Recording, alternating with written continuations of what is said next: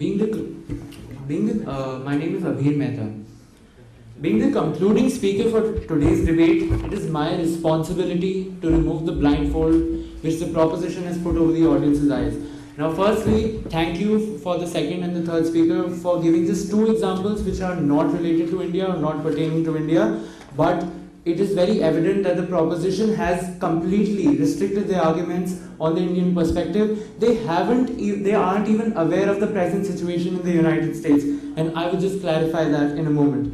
Now, I would just want to shift focus of the entire audience to this one aspect of affirmative action, which is called race-based integration. Now, what is the goal of race-based integration? What is its objective? Why do countries like the United States of America and the United Kingdom, especially countries like England and the United Kingdom, have recognized the importance of race-based integration over economic criteria for providing affirmative action? It's a very simple reason. It's racial integration of minorities and disadvantaged groups.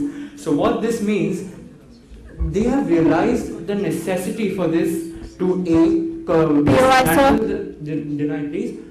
dismantle the current barriers on these disadvantaged groups who suffer from an unjust availability of opportunity, and it is also to create a democratic civil society. Now, sir? Yes, please. Sir, are you aware that the United Kingdom has banned protective discrimination?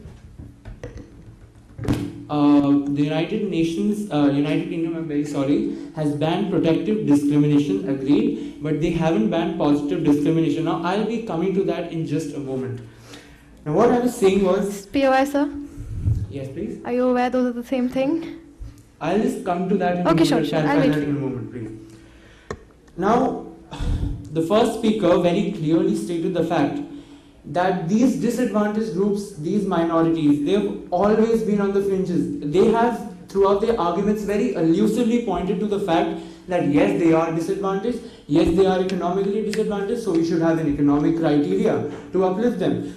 But they have failed to analyze the very important reason. Why do we have sons of sweepers becoming sweepers for many generations to come? Why colorfully emphasized on the fact that now is the time to scrap affirmative action. If we scrap affirmative action now, when its benefits have not been completely achieved, when it has not completely fulfilled its objective, what do? The governments have just... POI, sir. Yes, please. Sir, your speakers enlightened the hall on how affirmative action has existed for over 60 years now. Do you not believe that a policy which has not worked for 60 years is not efficient enough and needs change? I will just come to that in two more lines. Okay, I'll just come to that right now. Now, it's a very important fact to realize that countries like the United States of America and the United Kingdom, once again, they are actively changing their affirmative action policies. Now, we had the second speaker asking me a point of information that yes, they have banned some form of discrimination. Yes. So they have banned preferential discrimination. Now, I would just like to make the audience realize, make you guys realize the fact that there are very two important things which all such countries, including countries like India, who have been constantly changing their affirmative action policies, have realized.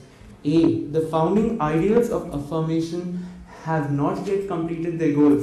Yes, I agree, they can be, now the proposition says that they have elusively pointed to the fact that yes, there are exceptions to all cases, and even we cannot deny this incontrovertible truth that yes, there are exceptions and yes, there are defects to all cases.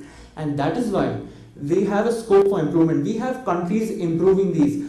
In the year 2005, the University of Texas at Austin had a major case in the Supreme Court regarding affirmative action. And 7 years down the line, 7 years after that, in 2012, the United States of America very actively changed their policies. So what this is, race-based integration has played a very pivotal role in such situations. This is what is very important to realize. Integration is not conceived as a short-term remedy or a long-term remedy. It's actually conceived a remedy for ending racial disintegration and for it's pertaining largely to the disadvantages of these disadvantaged groups.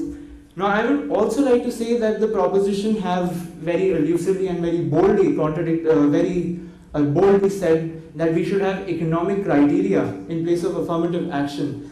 But they have, once again, as I reiterated before, they have failed to realize the fact that these economic criteria, these economic depravities and disadvantaged groups are very positively because of the historical discrimination that has been continuing till the 21st century, POI, sir. 2016. Denied, please. Now, the second speaker said that women don't fall under the ambit of affirmative action. And they, in their definition, the second speaker was repeatedly quoting the definition of affirmative action, which is to give preferential treatment to historically or currently disadvantaged groups. But weren't women historically POI, disadvantaged? Sir? Denied, please. Now, if they say we have to remove affirmative action, and they say that we are basing our arguments on assumptions, so let's talk about reality. People, if we remove affirmative action, we'll be having people suffering because of the historic disadvantages, the historic prejudices. Now, what is the fact that the second speaker said that these disadvantaged groups are disadvantaged because of an accident of birth. But I would just like to say, why make people suffer because of this accident of birth? It is right now, it is not the time to scrap affirmative action. Now, they have said that it's neither the correct way, neither the wrong way, but they haven't really said that it's not a way.